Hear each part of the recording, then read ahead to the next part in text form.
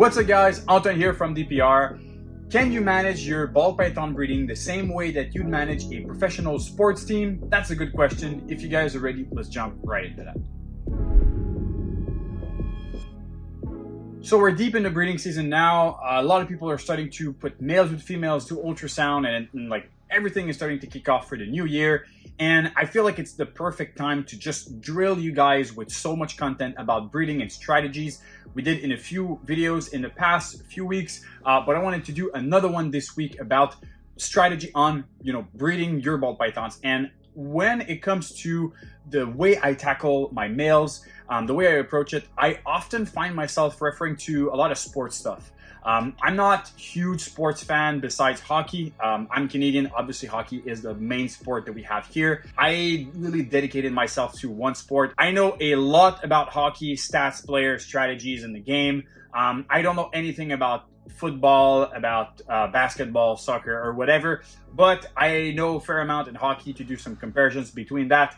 And I'm really going to focus on the males part with the analogy of managing a sports team, because I feel like the males are really what carries your lineup, carries your team into the breeding season. They're really essential part to having a really good year. And the females, obviously, you breed them, you keep them at the right temperature, you feed them, and you do ultrasounds or palpating or whatever, and it's pretty easy to get with the females. But the males are really where I feel like a lot of people are lacking in their experience, and that I feel like the males are really where you can do some big mistakes in preparation and during the season. So that's why we're going to do this analogy between managing a professional sports team and managing your males into your breeding season. So first and foremost, I feel like when you have a sports team, you build it around your best players. In the ball python, it would be technically your best males that you want to get into the season, and those will be the males that you want to get the most clutches from. You want to breed to your best females. They're really the key cornerstone animals that will shape your season going into it. So those males are the most important. You want to have them well fed. You want to make sure that they are in the best conditions possible, that they are breeding machines, and there's a lot of factors going on to it. So those first best animals, they're going to be usually a mix between rookies and veterans. So newer animals that come up to your breeding, or animals that you've had in the past and are, still fantastic animals, and they're great breeders year after year. The thing is, if your first line of best males is only rookies, the problem that can happen is, one, the animal might not get into breeding mode super quickly. The animal might not be necessarily big enough to do full breeding throughout the whole season. So same as in sport, if you build your first line of forward with only rookies, they don't have the experience yet to carry you through the full season, the amount of games that you have to play. And same thing with the snakes. If you only have new males that you just started breeding, and those are your best males for the season, you might be lacking some parts of the season where some of those males might stop eating, might stop being the best fit for your collection. So that way, what I like to do is have in my first line a mix between those rookies and the veterans that I know will put in the work in the season if I have to. That way you can use the veterans maybe as a fluffer if it fits the project, or you can use the veterans to maybe fill up the gaps on some of the rookies that might not be able to take the workload. So here's a very good example of a veteran against a rookie. This is my hypopuzzle male, shown in the past, but this male here is 5-6 years old, proven breeder, a bit slow to kickstart in the year, but definitely a good breeder throughout. And then here's the rookie. The rookie is putting to work. I don't know if they're still locked up. Yeah, they're still locked. I'm not gonna disturb them too much, but that is the OD yellow belly hypopuzzle. He's locked with a pastel asphalt head puzzle, so hopefully some shot at like freeway puzzle, pastel and OD. I think that would be crazy amazing. So that really goes to show that, this male here, I know he's not necessarily the best eater in my collection. So I know that maybe during the season, he might not be able to pull through all the females that I want him to go to. So maybe I'll have to use the veteran sometime in the year if the young male doesn't do the job throughout the whole year. If it does, perfect. Then this male can be a fluffer and a backup. It's ideal scenario. But if it doesn't happen, I still have the depth in my team, in my lineup, to be able to use another male instead of the rookie. So when you build a professional sports team, obviously there's different positions within your team. If we assume that the whole team is only your males in your collection, because that's the analogy we're doing today, there's different positions, and these different positions can be different projects. So let's say in hockey, you have center, left, right wing, defenseman, and goalie.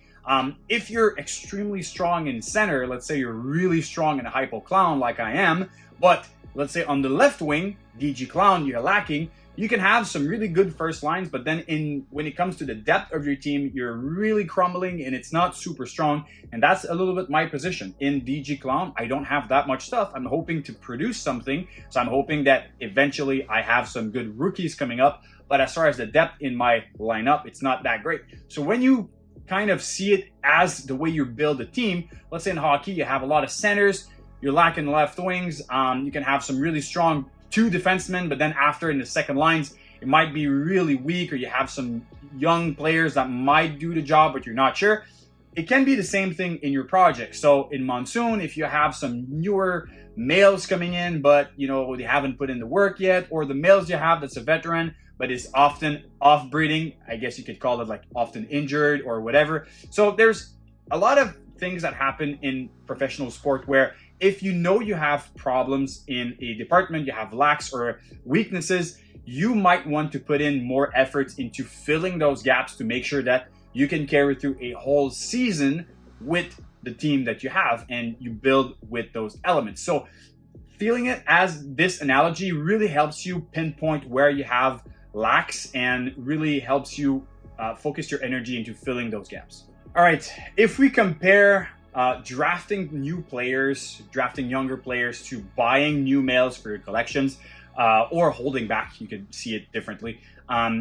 It's really important that obviously you go for the strategy in sport usually is you go for the best available player, the most skilled, but sometimes when you lack very, very deeply in a part of your team, in a position, you'll go and draft some players that will fill in those gaps, hopefully in the future.